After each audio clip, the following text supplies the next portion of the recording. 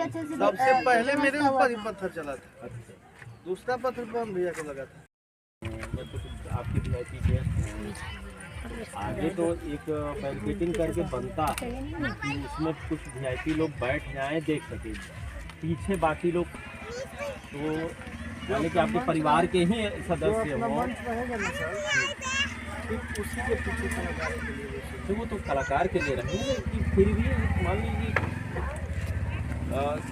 वो तो पीछे चले गए तो हैं जो आपके परिवार के ही। हम लोकेशन ये चेंज करें सर, जो भी आगे पार्किंग के घर पे जाएंगे नाश्ता वगैरह करने के बाद इससे हम डायरेक्ट जाएंगे, वो लोग डायरेक्ट द्वार पे जाएंगे, नाश्ता करेंगे डायरेक्ट, क्योंकि उस टाइम कोई बैठता नहीं है, पब्लिक सर बैठती नहीं है। नाचते घूमते हैं तो इसलिए आदमी नहीं अच्छा रहेगा, कम से कम एक तो कुछ तो जैसे कि यहाँ पे स्टेज बनेगा। वही रोड पर ही देखते हैं। हाँ भूतवा चलो लो भाई साहब वीडियो जूम करो। जैसे दोनों तरफ यहीं से बैरिकेडिंग